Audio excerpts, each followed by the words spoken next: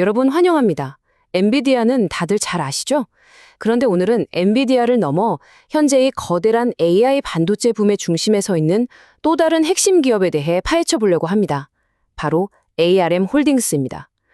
모바일 시장을 꽉 잡고 있던 ARM이 도대체 어떻게 전 세계 데이터 센터와 AI 인프라의 절대 권력으로 떠올랐는지, 그리고 그 화려한 성공 뒤에 어떤 무시무시한 위협들이 숨어 있는지 낱낱이 파헤쳐 보겠습니다.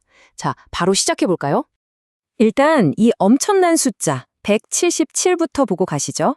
이게 뭘까요? 바로 ARM의 선행 주가 수익 비율, 그러니까 Forward P 수치입니다. 쉽게 말해서 시장은 앞으로 5년 동안 ARM이 단 한 번의 실수도 없이 그야말로 완벽하게 성장할 거라고 이미 주가에 100% 반영해 놓았다는 뜻입니다. 정말 숨막히는 숫자죠. 그래서 우리는 아주 근본적인 질문을 던지게 됩니다. 지금의 이 엄청난 주가는 암의 압도적인 시장 지배력을 증명하는 당연한 AI 프리미엄일까요? 아니면 겉보기엔 완벽해 보이지만 그 밑에서는 실존적 위협들이 부글부글 끓고 있는 언젠가 터져버릴 위험한 거품일까요? 첫 번째 섹션, 암의 눈부신 질주입니다. 지금 전 세계 데이터 센터들이 전력망 한계 때문에 난리도 아니죠? 그래서 발열량은 적고 전력 효율은 끝내주는 ARM 기반 칩에 대한 수요가 그야말로 폭발하고 있습니다. 2026 회계연도 4분기 실적을 보면 총 매출이 전년 대비 20%나 뛴 14억 9천만 달러를 기록했어요. 스마트폰 바꾸는 주기가 길어지면서 글로벌 모바일 시장은 좀 주춤했는데도 불구하고 클라우드 쪽 데이터 센터 로열티가 무려 2배 이상 폭발적으로 늘어나면서 그 빈자리를 아주 완벽하게 메워버렸습니다. 자, 여기서 진짜 놀라운 숫자가 나옵니다. 98%. 매출 총이익률이 무려 98%입니다. 제조업에서는 진짜 상상도 할 수 없는 수치거든요. 이게 바로 ARM이 가진 완벽한 이익 레버리지를 보여주는 겁니다. 자본이 거의 안 들어가니까 매출이 늘어나는 족족 고정비는 줄고 그 수익이 몽땅 순수이익이랑 현금으로 쏟아져 들어오는 말 그대로 마법 같은 비즈니스 구조인 거죠. 두 번째 섹션, 진화하는 수익 모델입니다. 암은 이제 그냥 설계도만 띡 던져주는 회사가 아닙니다. 칩 하나에서 뽑아낼 수 있는 가치를 영혼까지 끌어모으는 마스터 아키텍처로 진화했죠. 크게 세 단계로 볼 수 있는데요. 첫째, 기존보다 로열티를 2배나 더 받을 수 있는 최신 ARM V9 아키텍처로 고객들을 싹 끌어들였습니다. 둘째, 뼈대부터 엔진까지 아예 다 조립해 놓은 컴퓨팅 서브 시스템, 이른바 CSS를 팔기 시작하면서 수익을 훅 끌어올렸고요. 마지막 셋째, 이제는 그냥 라이센스만 주는 걸 넘어서 2026년 3월에는 데이터 센터 전용 AGI CPU를 아예 직접 만들어버린다고 합니다.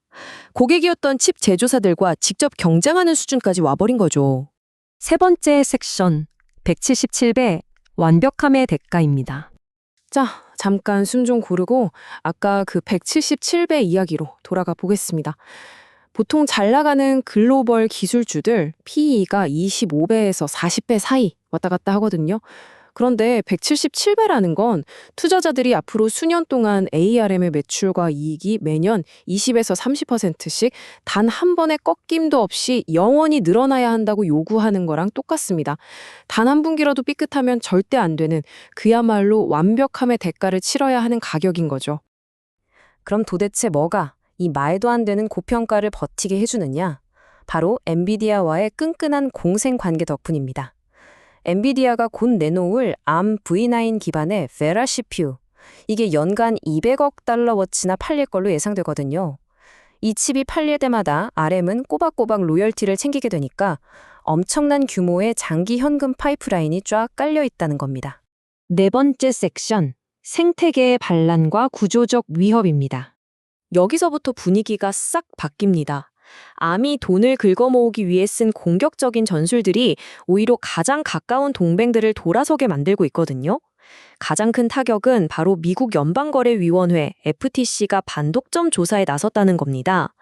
원래 암은 누구와도 경쟁하지 않는 영세 중립국 같은 입장이었어요.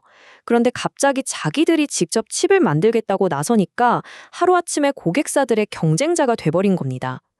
FTC는 암이 자체 칩 밀어주려고 기존 고객들한테 핵심 설계도를 늦게 주거나 차별하는 건 아닌지 겨누고 있습니다. 이 규제가 현실이 되면 암의 단가 인상 전략은 완전히 급제동이 걸리게 되죠. 엎친 데 덮친 격으로 최대 파트너인 퀄컴하고는 완전 진흙탕 싸움 중입니다. 퀄컴이 누비아라는 스타트업을 인수하니까 ARM이 새 라이센스 맺으라며 소송을 걸었거든요.